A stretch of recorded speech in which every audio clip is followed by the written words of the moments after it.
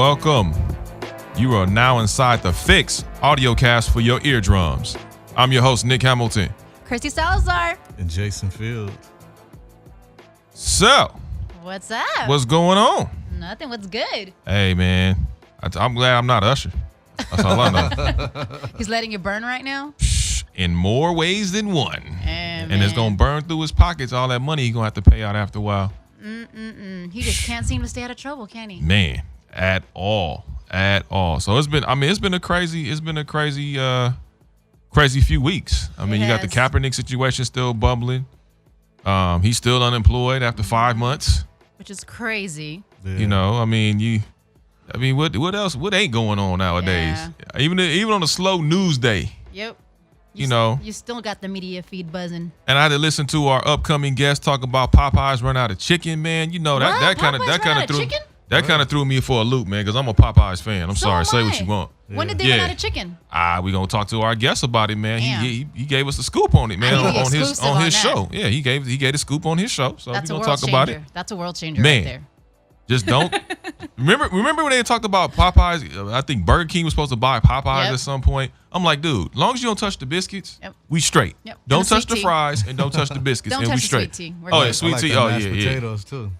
Yeah, that's cool. Coleslaw. Oh. Yeah. See, it's a wrap. Yeah, you lost me on that one. I'm good on the coleslaw. Yeah, you lost me with that one. That was more. God, hating on my coleslaw. Don't nobody want no grass with mayonnaise poured all over. Wow, grass. Okay. Exactly. So yeah, we was cool on that. We'll stick to the chicken. Let's stick to the chicken. Man, the strips, all good. 3-piece.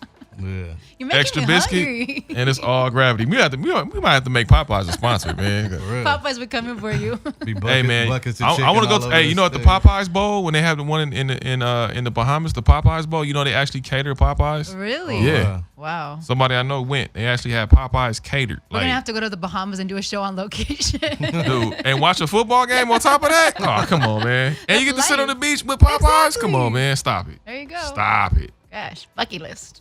Yeah, pretty much. So that should be fun. But yeah, man, it's going to be interesting. But I definitely want to bring in our next guest who actually had a chance, took some time out of his schedule. He is the CEO and founder of Black Sports Online, better known as BSO. He reminds us all the time that what goes on Instagram, what goes on Snapchat, stays on Snapchat. And also, too, my man is a world traveler. He's everywhere. He's at the NBA Finals. He's at the Super Bowl. He's at the World Series. I mean, I wouldn't be surprised if he was at the Stanley Cup a few times. I mean, we see him at all the wrestling events, all the UFC events, boxing, wherever you need to be. He's on all these red carpets. Man, I see him every year at ESPY Week. Very inspirational guy. He hails from the Ohio State University.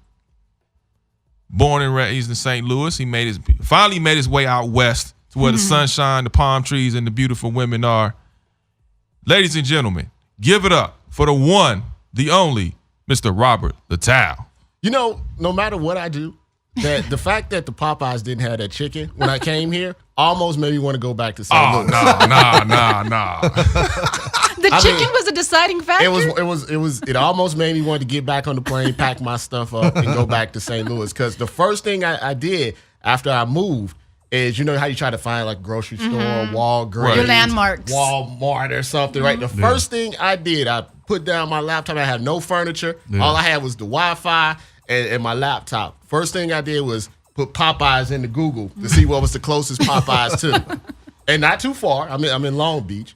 Drove up to the Popeyes. I should have known something was up because they didn't have a drive-thru. It was like connected to a 7-Eleven. You went to the one on Atlantic and 7th? It was on Long Beach Boulevard. Right? Okay. So I went in there and I'm like, hey, I'm new here. I need 3-piece and a biscuit. I want some rice. I want all of this stuff. I'm ready to go. And the girl looked at me from behind the glass, which normally means that's a good sign when they have to serve behind bulletproof glass.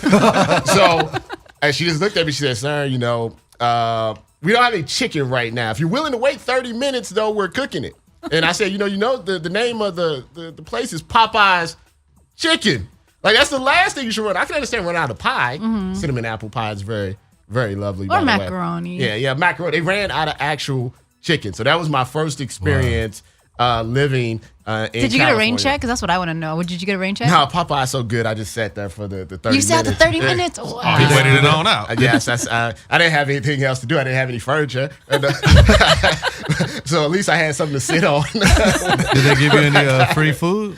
They gave me a couple of pies and some extra biscuits. But no extra chicken? No, I didn't get any extra chicken. But I'm very good with like drive-through women. Like not regular girls. Like they just walk right past me. But with drive-through women, like I'm very nice to them. You know, they don't seem to get a lot of attention. So I'm very polite to the drive-through women. And they're all excited to see you? Well, absolutely. You know, so I've been known to get an extra wing, some more fries. Some barbecue sauce. Yeah, my stuff has been up. You know, one time I actually had like extra food in my bag along with the telephone number from LaQuisha. Wow. Yeah, so when it comes to You're a Popeyes pimp. Hey, when it comes to drive-through women, I'm like Denzel Washington. You know, but when it comes to every other person or every other woman, I'm like, hey, they're like, I don't know you. Who are you? Get away from me.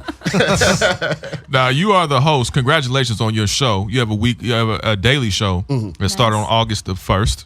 BSO Live. Congratulations on that. And then you already have fans, man. I mean, somebody stopped you in the middle of the street and yelled out BSO, man. Yeah. What was up? What was up with that? Yeah. So yesterday I was out at LA Live. They were having like a 3-on-3 basketball tournament. Yeah, I was there. Okay. Yeah, I was just kind of hanging out and stuff, which I like to do because I have nothing else to do. So I'm just hanging out and I'm like walking on Figueroa with a friend of mine, and I thought I was imagining things because I heard BSO, and I'm like, they're not talking to me, all right, right? And I turn around, it's this guy, and he's in this little bitty car, one of those Fiats or something, right? And he's literally stopped, like on the street. And he's like, hey, BSO, what's up, man? I like your content. I listen to your show. Literally holding up traffic. And like people are looking at me like, who's this guy? Why? Should we know him? Is he a celebrity? And I'm like, no, it's just a website. Don't worry about it. I have like 5 people. But yeah, so every once in a while, especially out here or if I'm at events or stuff, people will know me from the social media spaces. Or the little videos that I do or the radio show, and they will stop and show their appreciation. It's very humbling every time it happens. How does that make you feel? Because you put a lot of time and sacrifice into what you do, so it must feel good when you get that recognition. Like, you know, it's odd because you're doing your thing, right, and it's online, so it's not like you're interacting, you know, face to face with people. It's avatars and DMs and stuff like that. It doesn't seem real sometimes. So when in your real life, you just walking around and doing whatever. Day-to-days. Yeah, and someone actually stops you. I've been stopped at like a Starbucks and stuff like that. It almost takes you back like, wow, like there are people that are actually reading and listening and they know my face and stuff. It's the most humbling, thing of all time because I always try to tell people, when I do that, I didn't do it for fame. I did it because I wanted, just to be involved in sports and in entertainment. So to have someone actually feel like, hey, can I take your picture or can I tweet you or, can I tell Twitter I met you and everything? It's like, that's really crazy. like it's the best you can do. There's other people. I think I saw the game, like, Radical, you want to take a picture with me? But I mean, it's really humbling. That's cool, man. So, with so many things going on in the sports world right now, what is your take on the whole Colin Kaepernick thing? That's like the big elephant in the room. And please mention Ray Lewis too, because Ray Lewis, Michael Vick. Well, it's interesting because I used this analogy the other day. So if you take it, playing football, right? So obviously you're fighting against the other team. Yeah. The other team is the owners, the prejudice and racist fans that are trying to keep Colin Kaepernick out of the game.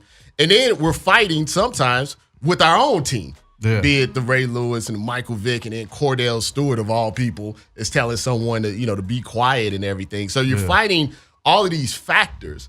And it's very odd to me because Colin Kaepernick is the one that's chilling. Yeah. He's not, somebody said, well, he spoke up and called the police the slave patrol. Well, he did that after somebody got murdered or got away with murder. Yeah. So that's a good reason to speak out. Be vocal. But on an everyday basis, Colin Kaepernick is just minding his business. He's helping people. He's helping poor people. He's putting his own money. He's trying to make our country better. And it's everybody else that's doing all of the talking. But I think more than anything else, what it shows is that the owners, the NFL owners, do not want to have NFL players to have power like a LeBron James. Or they don't want them to have power like in baseball where they'll strike if they're not getting their money and everything. So they want to keep them in like that military aspect. Like, no, you don't kneel while our game is going on. You don't talk about black issues when we don't want you to talk about black issues. Really trying to have any influence. Yeah, listen, it's society. They want to keep black people down, want to keep them in their place. Work for me, make me millions, billions of dollars, but don't have a brain. Just put your brain at risk every time you're knocking in it. And then when you have CTE in 20, 30 years and you're bankrupt, see if we'll help you. They won't. Do you feel like Stephen A. Smith is one of the commentators that can come off kind of putting other people in positions of power, like the NFL owners, giving them this okay to do the things that they're doing? Because at one point, Stephen A. Smith was against Colin Kaepernick, but now he's like kind of carrying the flag, saying like, let's get him back on the team. But for a good amount of time, he was saying that he was a fraud. He was doing all this for attention. It was a big stunt. How do you feel that the way he's coming off can be taken from someone that's not like a sportscaster, but they're just on the outside looking in, that don't really care about the issues that Colin Kaepernick's talking about? Well, these media people have a lot of power, especially within, when dealing with white people, because they don't see all of us. They don't see us. They watch ESPN, they watch Fox Sports, so they see Jason Whitlock or they see Stephen A. Smith, and whatever they say, well, sure, if Jason Whitlock says Colin Kaepernick's a fraud, he's black. So that must be what all black people think. Right. Yeah. Stephen A. Smith, hangs out with that sheriff that kills people in his jail and is a Trump supporter. Well, the black people shouldn't be mad at Trump. So they have a lot of power, which is what I always try. It's okay to have differing opinions. Mm-hmm. It's one thing to start screaming and yelling and being so passionate against a black man that's really done nothing to no one. He's not a criminal. He hasn't committed any crimes. All he's done was say, hey, I don't like what's going on in our society right now. And that's what a lot of people say. It's kind of like they want the exception of having the black man with the O.J. Simpson type aura. Mm-hmm. You're good at this sport, but I'm going to keep chucking and jiving and doing whatever I got to do to fit in. It seems like that's what they want, the black athletes to have that attitude, the where the focus isn't really on their race, but, like, I'm not black, I'm O.J. They want the athletes to have that type of attitude where, like how O.J. didn't speak on the issues at that time. He just kept playing football, And frankly, a lot of them have to do that because they don't manage their money right.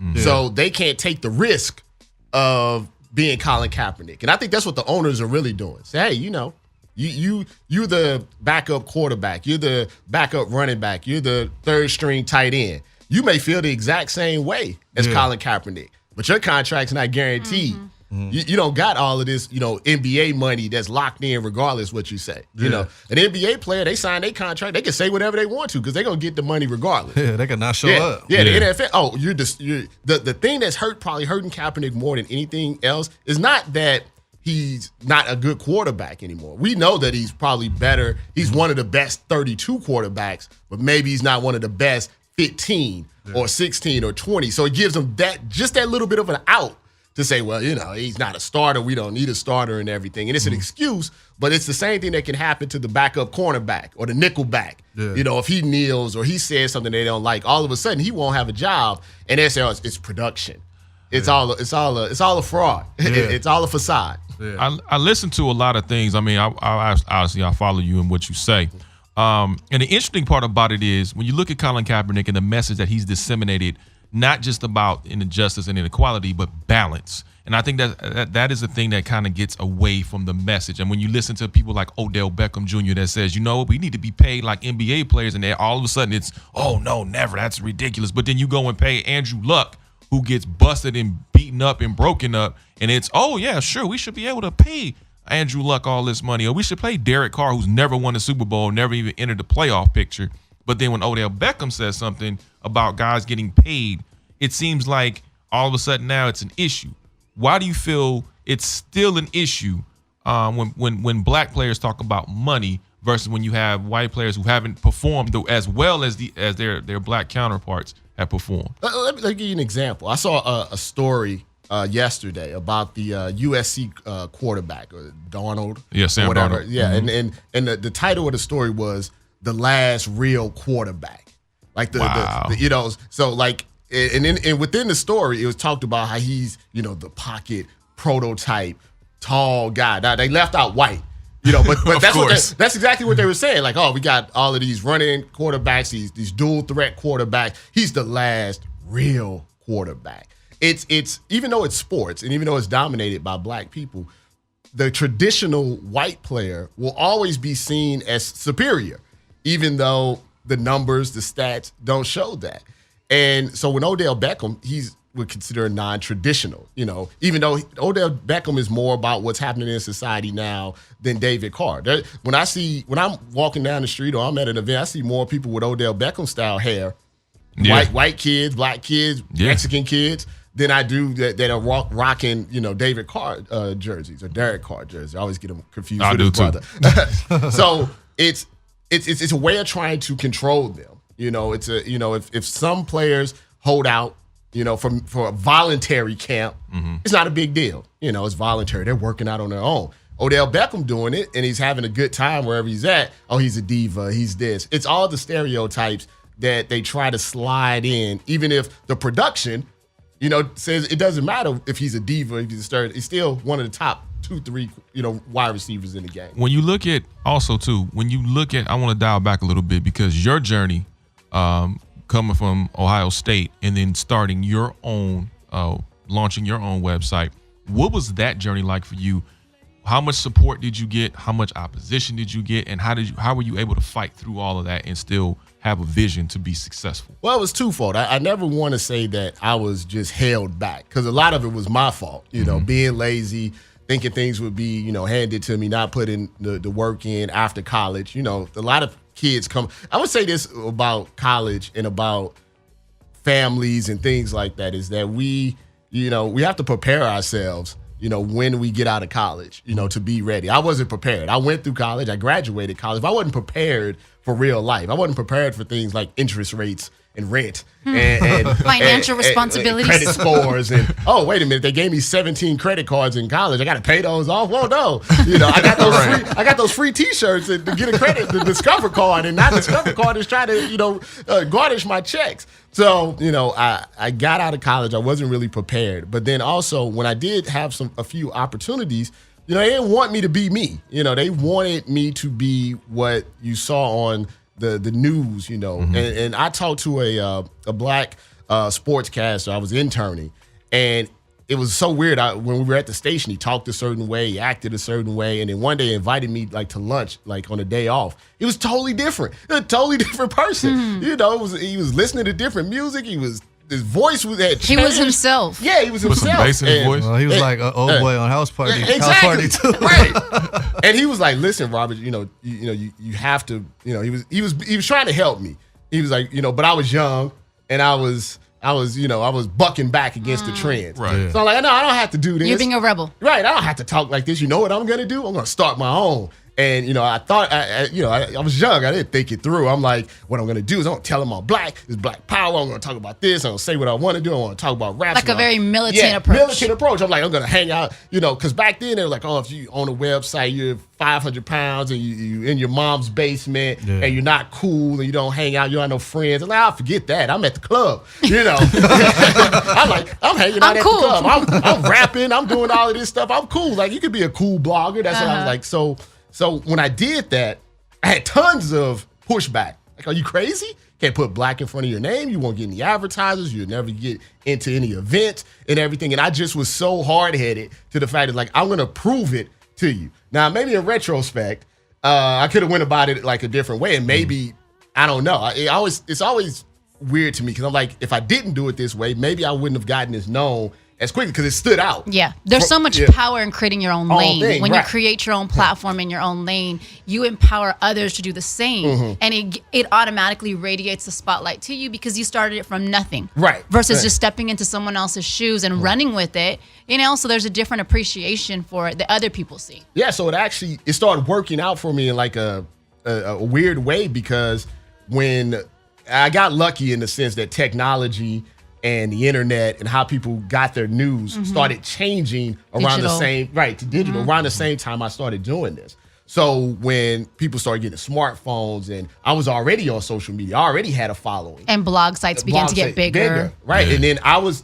the only one. When I went out and looked into space, you didn't see many at that time, you didn't see any black sports bloggers. You know, they were all white guys. You know, they were all like in suits and ties. Guys, all these frat guys that were, you know, doing stuff. You know, the Bleacher Report guys and SB Nation, Barstool Sports. You know, so there was none like me. There was none like us. You know, no cool guys. There was no cool guys. There was no like when something would happen. There was no person to talk about it from our perspective. And so that's how I started to gain my following. And I always tell this to young people because they're like, yeah, you came out, you did that, you were talking about Jay-Z and Nas and all of this stuff. I'm like, yeah, that was in front. But behind the scenes, you still got to be professional. Yeah. You still got to. You're still a business owner. Right. You still got to, when you're talking to these PR people or these teams or like, I want to cover your event, you still have to have a level of professionalism. And that's where the college part helped. Because I knew how media worked from the inside. So I was an outsider with knowledge from the inside. So I knew who to contact. I knew how to present my work to them. I knew what they were looking for. They don't care that the traffic was coming from Kim Kardashian. They just cared that I had X amount of people that was going to read my site. So if I went to them and said, hey, I got, back then, hey, I got 500,000, readers a month. Hey, I didn't need to tell them where they were coming from. They just needed to know that, hey, this guy has a big attraction. Outline. And then honestly, let's just cut to the chase. When I go into a media room, it's 95% white guys. Yeah. So a lot of these teams and organizations, they're like, well, we need some black people. So we can say, look. Diversity. Here's one. We got one. We let him in. and I always tell people, hey, don't be ashamed of that. Don't feel like that. Like, now, they let you in because of it. Now, what are you going to do with the position when you got in there? And that's the difference. When I got in there, I showed them. I can ask a question. I can do an interview. I can talk to people. I can make people laugh. I can write interesting stories. And that's, something like the NBA Finals. They gave me one shot. Said, Rob, you got one shot. We'll give you one game in the NBA Finals. It was like 4 years ago. The guy told me straight up honest with me. So you got one shot. You got one game. Everybody's going to be watching you. Whatever you do, it's on you. One moment. Right. And so no pressure or anything. Yeah, no pressure. But now when I go to the NBA Finals, the people come up to me and say, Rob, could you ask LeBron some questions? Because we don't like the questions that people are asking. Because they're probably stale. They're terrible. They're probably cookie cutter stale questions, and people don't want that. So going from you got one shot to the person that's actually in charge of the NBA and who asks what coming up to you and saying, hey, it's been a pretty bland the last couple of games. LeBron likes, when you ask questions, we're going to call on you. Try to ask something interesting. So we have some material, to use. So you want to use some content. So it's about getting the opportunity, but then when you're in there to take advantage, I want to ask you a question because I want to get your take on this. I know you're very vocal. I've seen your Instagram videos. What do you feel about the whole thing with Michael Vick being a convicted felon, coming out, being signed, and yet you have a peaceful protester like Kaepernick, and he's not able to get signed? Like, what's your overall take on that, being in this industry? That was one story. A lot of these stories, like, honestly, I don't care about. Like, I give my opinion. I tell like some jokes and stuff, and I move on. But with Michael Vick, that really bothered me. And the reason that it bothered me was because the way that the African American community rallied around him. Nobody, I got a dog. Everybody knows Ellie. I love dogs and everything. But his punishment didn't fit the crime. And the way people wanted him to die, the way that they talked about him, the racial stuff that came about him, and the way that the black community always held him down. For him to say that, of all people, just really hurt me to my core. And I get what he was trying to say. But in this particular instance, the example that he was using, it was really so ignorant. And like, how could you actually think that if Colin Kaepernick, got a fade tomorrow and put on a suit, that he would get a job? What you really was trying to say is he needs to apologize for doing whatever he's doing. He needs to bow down to the owners. Submit. And it was just like, dude, you're Michael Vick. And then no more than, I think, a couple of days later, Michael Vick is trying to get, they're trying to put him in the Vitek Hall of Fame. 100,000 people signed a petition. We don't want him in. He's trying to intern with Kansas City, the Chiefs, as a coach. The Kansas City Star comes out and says, we don't think Michael Vick's a person that we should have on our thing. And his haircut looked great in all of those photos, and it wasn't helping him. So it really when stuff like that happens, I feel like we have to speak up to try to get them out of the sunken place. Because if not, that was just unfathomable to me that Michael Vick, of all people, would say that. And I don't want to. When someone like Michael Vick says that, and there's a kid or something listening, and he's thinking to himself, "Hey man, the only way I can succeed in this society, even if I'm not doing anything wrong, is to just submit and shuck and jive and do what I'm told." Buck dance and bootleg. That's just gonna that it affects a lot more than just whatever, Colin Kaepernick. Colin Kaepernick is gonna be fine. He got money. He'll be all right. He's gonna do his thing. I worry about the younger generation. That says, wow, if I do what Colin Kaepernick did, it doesn't matter if I work at Walmart or the NFL, their power is stifled. They're gonna stifle. And that's for the next generation. Saying things like that are really, really hurtful. When you look, you talk about being yourself. You talk, and I look at, it seems like now all of a sudden the popular thing to do is now incorporate sports with pop culture. When I look at people like yourself, Bomani Jones, Jamel Hill, Michael Smith, Kerry Champion, people like that have the platforms, and then guys like myself who are under those tiers. But then we thrusted it, just didn't have the tier. Do you feel like now everybody's trying to kind of jump on the bandwagon that you guys have pretty much created those lanes that you guys were able to create and make them go kind of mainstream where people are more accepting now versus, maybe 5, 6, 7 years ago? It's so funny to me because, like you said, 4 or 5 years ago when we were doing this stuff, people were like, this is not journalism. Right. This is not real journalism. You're not a real journalist. What is all this off the field stuff? Nobody wants to hear about that. You'll never be a real reporter and all of this stuff. And then you fast forward, and I never forget the story. I'd never forget. This is like maybe during NBA season. I was just hanging out watching, and it was on Sports Center, and it was Gucci Man at like a Hawks game proposing to his girl. Oh, yeah, I saw that. It was the first story on like ESPN.com. It was on Sports Center. And I'm like, this is amazing to me. This is something that they would have never touched, 4 or 5 years ago. And now they've become more like the blogs than we became like them. They still trying to keep us out. And that's so true. They're still trying to keep us out. They took what we was doing and just made it mainstream. They capitalized it. Yeah, it's no different than music. You hear somebody from the underground doing a certain type of, rap or a new style and everything, and then all of a sudden the mainstream artists are doing it, or Katy Perry and putting their own twist on it, and not giving credit to the other people. So it's funny to me because I'm always gonna have. I always say, you can try to imitate, but you can't be the same as the source material. Because I remember when the Undefeated was coming out with ESPN, people were concerned about me. They're like, hey, this is gonna, destroy your company. I'm like, nah, they got a lot of corporate people that they still have to run, things through.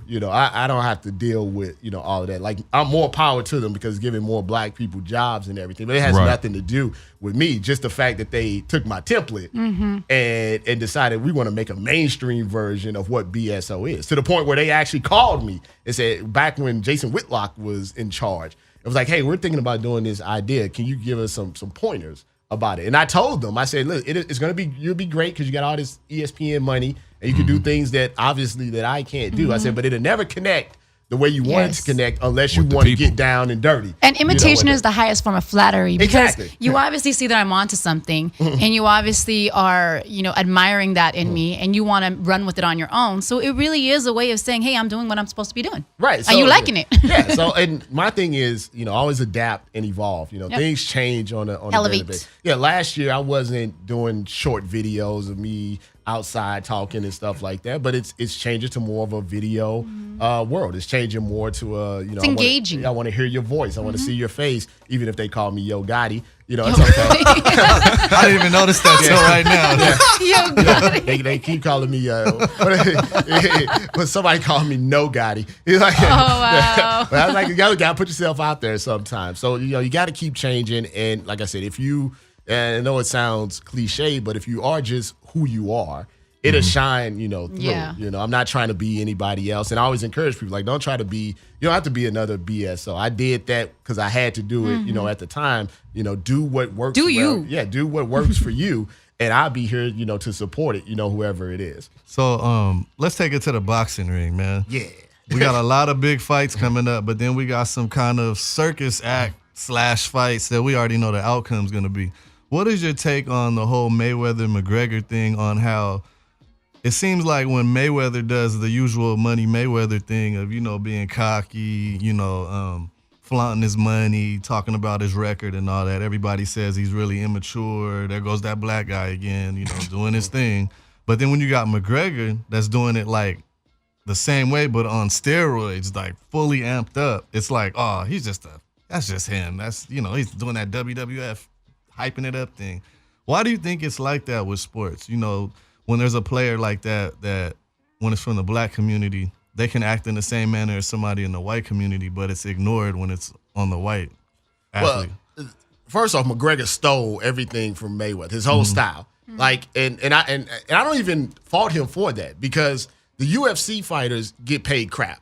Especially when I go to a UFC fight and I see these, they walk in the ring looking all handsome and good looking if they're women, and then they walk out looking like they've been through a train wreck, and they're only getting and Dana White is making $4 billion to sell the site, sell the UFC. He's making all this money, and he's paying these guys and girls $25,000-$35,000. Yeah. So if I'm McGregor, and I'm looking at this, and he realized what he was getting paid before, he saw what Mayweather did. Say, hey, Mayweather, made all this money taking this less risk, just by promoting himself and making himself a character. Yeah. So that's what he did. So he stole his whole style. First off, smart of him, whatever, because now he's getting paid. But we see that throughout society, that if a white person, a black person does the same thing, it's the black people have these stereotypes. Like if an NFL player, black Antonio Brown is dancing, it's sexually suggestive, and we got to throw penalties and fine him. And then, Travis Kelce does the same twerking thing. It's, he's so fun. He's playing to the crowd and everything. So it's something black, look, black guys wear the black hat, right? It's devil's food cake. It's always when it's a black guy and a white guy, the black guy is always going to be painted as the villain. Yeah. So McGregor, even though he's saying all of the racial stuff and the nasty stuff, and he's the hero. He's the great white hype or Irish hype or whatever. Yeah. And Mayweather, to his credit, has used the villain role to make a whole bunch of money without having to take a lot of risk himself. Yeah. So that's why Mayweather's not complaining about it. Why? He's gonna make $200-300 million off of this. But it's a bigger societal problem that if it's an equality issue. When a white person and a black person does the exact same thing, doesn't matter if it's a crime or if it's charity, the white person is always going to get a better shake, out of it, because that's just how we are as a society. Because of all the production that you've seen for like the PR conferences and all this hoopla that they're doing. I've heard comments made like it's like WrestleMania because of how they're kind of this big production. Are you looking at this fight if people thinking it's a joke? I don't think they see it as a joke. I think smart people understand that it is a promotional deal. It's it's part of the game. It's a cash grab. It's interesting. It fits into what I like to call it, to say our ratchet society. Our ratchet society. There's a reason that we watch, Love and Hip Hop, more than documentaries. Because we like the ratchetness? We like the ratchetness. And there's nothing wrong with it. I like a little ratchet too at times. So I think we all do. Yeah. So and a lot of people complain about it, but then they're watching. You ever seen someone on social media and all they do is complain about like the ratchet shows that they're watching, but they watch religiously? But then they DVR them? Every single week. Like, I hate this. I can't believe it. How could she put herself out there like that? Ooh. But I can't wait till next week. I can't wait till next week. So this is, in a sport aspect, it's the ratchetness of the sport. It's the reason why, we look at LeBron and the Warriors and all of this stuff. We want the conflict. I tell people all the time, like, oh, man, we got to get LeBron and the Cavs and the Warriors again. Like, would you have been happy with the Spurs and the Wizards? There's no drama in that, So this is a ratchet fight. It's going to be ratchet people in Vegas. Irish getting people, ratchet. Yeah, getting drunk, getting ratchet. It's going to be parties are going to be in. They're going to overcharge for guys. I'm sorry, fellas. All the rappers are going to be there. All the ball players are going to be there. All the escorts are going to be there. Man, you're going to get all the women over there that are trying to land like some fighter. Yeah, exactly. Boxer. Look, I'll tell you a funny story one time about a Mayweather fight. One time I was at a Mayweather fight, and it was these two guys, and they were dressed head to toe in money team gear, right? Like the hat, the sweatsuit, and everything. And what they did was they would just stand like in the MGM, and, Scream Money Team, and these girls would come over to them, and they'd be like, yeah, we on the money team, we hang out in Mayweather's house and all of this stuff, and they were getting all of these girls. Right, and then I asked someone, I said, somebody that was actually in the money team, I was like, do you know these guys? And they're like, nah, man, they say people do that all the time, they buy the outfits, say that they don't. Yeah. The money team is like millions of people, right? But Mayweather probably only knows like 10 of them by like name. You know what I'm saying? They're just hangers on and stuff, but they use his fame to actually get kind of like groupies, basically. Yeah. It's a lot of male groupies in the world. It's there's male groupies in the sports world. Hell yeah, in the world period. More. I'm telling you, male groupies are 10 times worse. Why is that? Well, if I'm a female groupie, at least there's an end game. Maybe some money involved. I get some shoes or something. What's the end game for a male groupie? A hug? I mean, a selfie. A selfie? Like if I'm a female groupie, I have a plan. I'm going to try to get me a baller. I'm going to try to I'm going to be in the VIP. Something. I'll get some drinks. I'm going to get a car. I'll get a car. Get him to shoot up your club. If I get a baby, I don't hit the lottery. You're going to hit the jackpot. If you're a male groupie, what is your end game with whoever your male groupie is? A signed autograph? Yeah. I guess like I've been at concerts where I seen dudes push women like away so they can get closer to Drake. I was at a Drake and Future concert and I was kind of in a little background and I was watching like the little pit area and I seen dudes elbowing women. Dudes elbowing women to get closer to the stage, to be with, closer to Drake and closer to Future. And I was like, and I would look at these women and they would have these expressions on their face like, this is why I can't find a man. And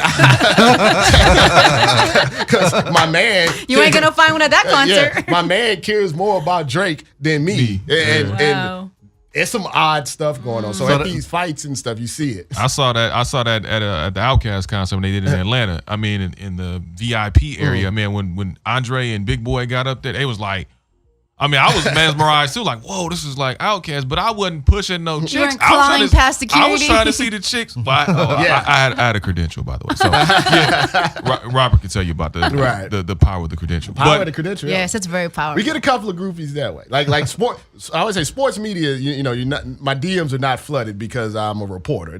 We don't get the best. Groupies of all time. We get some, but they're not. We gotta take some. We gotta take some sixes. We gotta take what we can get. Take it for the team. Take it for the team. Six and maybe a couple fours, add up to a 10. Hey, I can get you a weave and maybe move you up to a 7. Wow. When you talk about yourself, and I know you out of St. Louis, what inspired you to move to LA? Obviously, we know this, the landscape, the weather, and everything like that in the media. But for you, building BSO. What were some of the steps that you took, and the vision that you had, and some of the steps that you took to say, I need to take it from here, and now I need to migrate west to LA, kind of like like the Rams did? It was a curious situation with me because I was traveling so much from St. Louis, and then I get home and I wasn't doing anything. I'm obviously writing on the site and everything, but it was the oddest thing that I don't want to call it fame, but my notoriety, let's say, was outside of my hometown. Like I could walk around in St. Louis and nobody cared who exactly I was. So it became upside down. Most people. It tends to happen that way. Yeah. It was upside down. I was wanting to leave St. Louis to go to places just so I wasn't in St. Louis because there was more stuff for me to do. And the more and more we got, noticed, and the bigger that we became, I started getting more opportunities, and I was having to turn them down because I wasn't here. So I had to make a decision, like, where could I go that I would be closer to the action, that I can do, more things. And that's why I was like, I looked into New York and Miami and all of this stuff. But I'm like, let's be honest, I'm a little Hollywood, Just a little bit. I'm a little Hollywood. My personality is kind of more of a laid back West Coast. I'm totally in love with beaches and oceans, even though I can't swim because I'm black. So, so I'm like, I want to, I'm going to come out to the West Coast. And my goal, and my thing was this, is like, everything has a cycle. And I'm like, websites and things like that, we had a good run. There's a good run. It's still going. It's a good run, but things are changing. And I don't want to be, and so many of my people that I started out with that had websites have falling by the wayside because they didn't evolve. You know, that's the only thing that they ever did. So I'm like, I need to get out and put myself out there. Be multidimensional. Right. You know, so, you know, literally came out here, all of a sudden started doing, you know, more movies, more red carpets, started getting more interviews, more opportunities. That led to the radio show. You know, somebody heard me doing something and was like, hey, you know, you need a radio show. You know, you want to do it? Like, hey, sure. You know, so just being out here 6-7 months, I've done more than I would have ever done, you know, in 6 or 7 months in St. Louis. And even though it's more expensive out here, because I'm more located closer to stuff that I actually do. There's more gigs. Yeah, I'm actually spending less money beyond the rent because I'm closer to Vegas, I'm closer to San Diego, closer to San Francisco, still can get to things like, you know, New Orleans or Texas and stuff like that. So I'm still able to travel and do my thing. But now when I'm here on a Saturday afternoon, I come hang out with you guys in the studio, or I can go to an event, or I can go to LA Live and something's, you know, going on. So I feel like at this point of my career, it's about expanding the brand. And now that's what I want to do. It's not about so much about page views and who's, you know, reading the site. It's how many people know who we are, how much reach are we having beyond. How much visibility. Visibility. And that's, you know, you can't do it any better than out here, you know, in LA and Hollywood and stuff like that. First of all, let me say this. Okay. Shout out to Robert Littal, because he shot a shot at Kerry Champion. I had to give it up for that, man. Kerry's my friend. I look, you know, like I said, I'm not famous, you know, but I have some really, you know, cool friends. You know, I'm cool with Kerry, cool with Jamel, Michelle Beadle, all of these people, Bomani, Michael Smith, so many people, you know, Clarence Hill, you know, does the Cowboys, all of these really real famous people who have gotten on and who are big markets and doing all of these people have helped me and supporting me, even if it's just a retweet or, you know, or talking to me on an interview or coming on a podcast when I had it. We don't help each other enough in my mind. Yeah. True. You know, some of us get on and then we just care that we got on. They don't pay it forward. And that's the one thing that from the beginning I always said, that's what I want to do. Like whatever little thing I can do to help, I'm going to try to help someone. You know, people hit me up all the time and it's like, can you help me with this or give me advice on that? And big people have helped me along the way get to where, you know, I'm at. So I feel like anything that I can do to help other people is that's what I'm supposed to do. I don't feel as a burden or anything like that because it's a responsibility, you know. So, you know, I'm going to like the NABJ to speak. And I'm like, yeah, I'm speaking. I could just go and speak and go. I'm like, no, like after I speak, I'm going to hang out. And if you want to talk to me one-on-one or get some advice, you know, I'm here for you. Say that one more time. So when are you speaking at NABJ? So I'm speaking at NABJ's in New Orleans on Friday the 11th. And just, you know, not trying to be all motivational. That needs to, first of all, let's give it up, man. Because he's actually giving up to the youth, man. But, I mean, that's a beautiful thing. But I try to tell these kids, and because I was a kid once doing this, is that you got to hustle, man. It's against us because there's not a lot of us in this industry, but you got to hustle. Like NABJ is Friday, right? I could have easily said, okay, I'm going to just go to NABJ. But, you know, I get emails saying, hey, McGregor's training in Vegas on Wednesday and Mayweather's training on Thursday. So none of this helps, like, in general. This doesn't help, like, website views because I'm on planes and stuff like that. But you got to get out there. So, yeah, I go on Wednesday. I go on Thursday. I take a red eye to New Orleans and get there at 2 a.m. and turn right back around and talk at 9 a.m.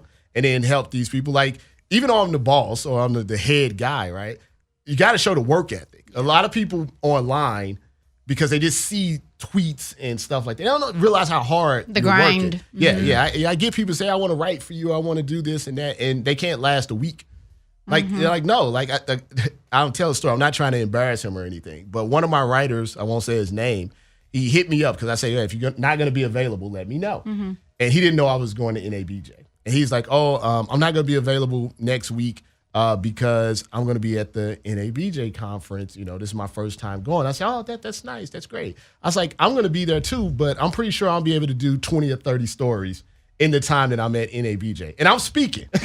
So tell me what's stopping you from finding an hour out of your day while you're at the conference to do a story? To give back, yeah.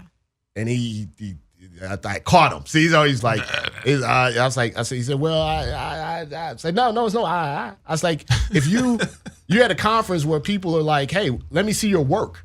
If they see you working at the actual conference, say, hey, I work for Black Sports Online. I just did this story on Odell Beckham 5 minutes ago before I came to this job fair because I'm out here hustling, not out here just trying to go to the party because there's a lot of cute black girls there because that's what a lot of them do. I know what you're trying to do. You're trying to pimp out there. Like, no, you want trying a to job. use your credentials. Yeah, you want a job. Credential pimping. Yeah, Credential pimping. You get credential pimping. Look, I've gone to I learned so many new things today.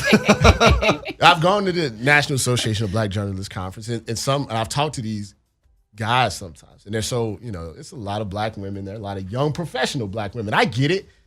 I was young once, but focus, Right. You want to get a job. That you have a job, you can get as many women as you want. So let's keep your eyes on the prize and things like that. So with the evolution of the way athletes have dressed over time, you had Clyde Frazier. He would come with the mink coats, fur coats, and then you had the players. They would wear the suits, and then you went to the Iverson era. People coming in with jerseys, jewelry, and all that. How do you feel about the blouse era right now of the league? With players coming in wearing blouses, capri pants, pedal pushers, all that type of stuff. It's so interesting because my career has spawned from when I was in my mid-20s to now where I'm pushing like 40. And I know how different, I am. When I started, it was fake gold chains and a lot of baggy shorts and things like that. And I would, because I was being militant about it. And then as I got a little older, and I never forget, I met this girl, and it's funny, she was younger than me. Yeah. But she was like going through like law school and stuff like that. And I had like one suit coat that I had got from the Goodwill. And she was like, listen, you're trying to build up, your brand. You're trying to think, like, I'm not trying to change you, but, you need to get some suits. You need to think, because when you're going to be on camera or people are seeing you, they're taking in first impressions and things like that. There's a time and place for everything. And she took me to Macy's, and she put together this outfit for me, this suit and vest and all of this stuff, and took all of these pictures. I thank her to this day, because it showed me, like, there are times and places, where you're at in your career. Right. So to answer your question, those guys, if you're Dwayne Wade, right, you establish, you can have poodle purses and stuff like that. If you're Russell Westbrook and you're averaging a triple-double, you can wear these, weird type. It's all where you're at in your, your career. And, if you're Russell Westbrook, and people laugh, right? But was he Barney's? He got a whole collection, so it's a method to some of their madness, Strategic. It's strategic. That's why I like when the different rappers, Little Boatman and all of these like different, I'm like, that works for them in 2017. It's a reason why on an oldest person playlist, you hear Pac or Biggie and Jay-Z, the old Jay-Z and stuff, and younger people prefer, 79 Savage or whatever these guys are. Lil Yachty. 79 Savage. Little Boat. Right, little Boatman Savage. Like, I don't hate on these guys, but, it's a different, like, when I was growing up, we had Wu-Tang Clan or whatever, like, or Big L, with lyricists and stuff, and these guys are doing a different thing. So I don't have a problem with it. I make fun of it or make jokes about it. You see Cam Newton dressed like an AKA. It's everybody has their own style and everything. Freedom of expression. And everything changes and then it comes back. It's like, you look at Parliament, they dress just like these guys now. So it's weird to me sometimes because I've gone from the young revolutionary guy to now, like, I'm the old head, now. I'm an old head. So people talk to me and I'm realizing I'm talking to 23, 24, 25-year-olds, and I'm not that guy anymore. And then I try to tell them, I'm like, this is an evolution. You can change, with that. There's still parts of me that's still that 24, 25-year-old guy. When you see me still in my comic book tees or stuff like that, you still see me talking about going to Comic-Con or watching a Spider-Man movie. The youth of me is still there, but then there's the old man me that's like, man, it's like 11 o'clock. I gotta go home. I'm tired. I'm washed. How has your circle embraced that? Because just to touch on that lightly is,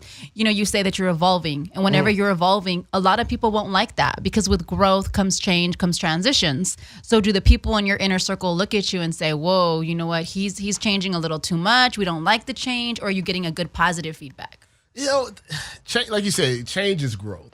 And I think the one thing about me that I can say is that, and I don't say this to try to be arrogant or anything, I just stopped caring what people who who don't know me or my family or my really, really close friends, I just stopped caring what people thought. That's so empowering. Me. Yeah, it's like there was a time where I felt like I had to be a certain way, or I had to please a certain type, or I was trying to please everybody. And, I didn't want to do certain things or tell people about certain things because I thought maybe it wasn't cool or it wasn't fit in or people would make fun of me or something. Now, then I just got to a point that I realized people that don't like you, just doesn't matter what you do. They're just not going to like you. Can't please everyone. Right, and people that like you, they're just going to like you for who you are. So as I grew, and I've kind of felt that just do what I want to do to make me happy. Yeah. And it was so enlightening, to me. Like, it felt freeing, So now, when I talk, I could go from talking about Colin Kaepernick to talking about, John Cena is going to be wrestling at WWE, and I'm really excited about it. I'm really excited about You're authentically yourself. Yeah, and one thing about Black people that I wish would change is that for whatever reason, Black people feel like we have to be in this one box. Like you have to be just this one way. And if you like Seinfeld, oh my God, taking your Black card. Oh, you're not watching, you watch Game of Thrones instead of watching Power. There must be something wrong with you. You're not Black enough. Like one-dimensional. Yeah, one-dimensional, where humans in general are multi-dimensional. You can watch Power and you can watch Empire. It's okay. And Game of Thrones. You can like Seinfeld and Martin. You can I like Kelly Clarkson. I like Kelly Clarkson, but I can listen to Lil Boat Man too. Bad and Bougie. I'm all about that. Bad and Bougie. I can do two different things. We can talk about serious social issues and police brutality, but we can also make fun of Amir Khan's wife. Getting with Anthony Joshua. Like, that's the thing. I think it's freeing, and you're more happy when you're just like, I can do certain things. I remember, I give you an example. When I was younger, it's so stupid when I think about it. It was like eating seafood was like, that's not Black. Can't eat lobster. What's the matter with you? You can't eat what type of, it's not fried shrimp? Oh my God, what's the matter with you? So like I wouldn't eat seafood because I thought it was bougie. Because it was just kind of a stereotype. Now, like every time, like, well, you got the lobster bisque. I mean, can I get that? Can we put some crab on this, steak? It's little things like that. I think we get brainwashed when we're young. And then as we get older, the maturity kicks in, perception. It's like, I can do what I want to do. Like if I'm not hurting anybody. I'm grown. Every once in a while, people are like, oh my God, you're still watching wrestling. You're 38 years old, blah, blah, blah. And I'm like, you pay the cable bill? That's right. You don't pay my bills, you can't touch. You can't. What we talking? Like, if you want to come over and pay the cable bill, then you can tell me exactly what I want to watch. Nobody is telling you what to watch. Why? It's just a lot of that, especially on social media, that I try to definitely stay away from. So when you look at, we talked about a lot of things, and you look at the NHL. It seems like PK Subban, for example, is kind of making the sport cool, kind of making it popular. Obviously, half the Winnipeg Jets who came from Atlanta are now in Winnipeg and don't really know what to do. There ain't no Magic City out there. Do you see sports like that kind of evolving a little bit more as far as reaching out to a different audience other than what they're accustomed to, especially the way that the trends are going with more pop culture being involved in sports? Yeah, absolutely. I think people watch sports a lot of times. Well, I put it like that. I think Black people watch sports a lot of times when they have someone that they can attach themselves, to. You take PK Subban and maybe Black people that have never watched hockey, they're interested in this guy. You saw what happened with Tiger Woods in golf, right? Yeah. Sometimes you just need someone to associate yourself, with. And it doesn't matter the sport. I don't think Black people are like really, I was watching tennis with like Pete Sampras and Jim Courier, and Steffi Graf back in the day. But then we have Serena and Venus, and all of a sudden we know about, tennis because we have someone to attach ourselves to. So I think it's a stereotype that we can't like other sports beyond basketball and football and boxing. It's just we have to have maybe a reason, to be interested, or someone that we can look at and say, hey, I could be like this person. Because stuff like golf, we're excluded. Tennis, we were excluded. So to see like a Serena or a Venus and be like, man, I could do that, maybe that gets them more interested in it. With baseball, we don't have our Barry Bonds, anymore. Yeah. We don't have our Willie McGee. We don't have these guys that we maybe grew Ken up Griffey with. Jr. Ken Griffey Jr. and stuff like that. So I think any sport can bring in, different people if they diversify the people that are playing, in the sport. Well, let us all know what other projects you got. You got the BSO Live radio show. Is there a BSO TV coming? Like, what else? What other projects do you have in the works, man? Let everybody know what's going on. So BSO Live with me, Robert Littal. It's on the Fantasy Sports Radio Network. This was our first week. Went really well. Really excited about that. Got to have you guys on as guests. Absolutely. Amazing. One thing that I am trying to move on to is more television type of stuff, more TV. You see me popping up from time to time. I'm hoping somebody sees me as well and like, hey, can you come on our show or do this and be like a regular guest? I think the most, besides just the regular website, I think what you're going to see more is more digital stuff, more video. You're going to see my face a lot more. I'm going to talk more about, different subjects. I'm going to do the little shorts and stuff like that. So we're just going to evolve. We're going to keep the site, always, more or less telling that unique perspective. And there's going to be also, we're going to do more about the social issues. I think that's a calling that's come to me later in my professional career. Like when I was young, it was just about page views, money, doing the stories that were hot and everything. I think as I gotten older, I think I have a responsibility with the voice and that I've created to speak on these social issues, stand up for Black athletes that are maybe being discriminated against and things like that. So we're just going to keep pushing the envelope, keep pushing it forward, keep putting ourselves out there, and see where it goes. I don't know where the next journey of mine is going to go. I'm out here, and I just put myself out here, and I'm like, I'm going to see what happens. So I'm interested to see where it goes in the next year or two with BSO, with myself, with my staff. But we're excited about the things that we're doing. Well, first of all, congratulations on all your success. Yes. What you've accomplished thus far is incredible. I will say, just as a Black man, just as somebody that is going through the ranks, so to speak. So thank you so much, man, for what you do, how you do it, and first and most importantly, man, just how you execute, how you get down, man, like how you kick it, doing it your way, your style, and then, it still works. So I think it's proof to the youth and people that are watching, like, and you can be you. It's okay to be creative. It's okay to be cool. It's okay to do you, and whatever you is, do it to the fullest. Absolutely. Like that's always my best advice to people. Is like, understand what your surroundings are, your situation is, but in the end, if you're yourself, everything will work out. That's right. Everything, because there's only one you. There's not another somebody else. So if you're yourself, you're always going to stand out. Absolutely. Well said. That is BSO CEO and founder, Mr. Robert Littal. Thank you so much for tuning in.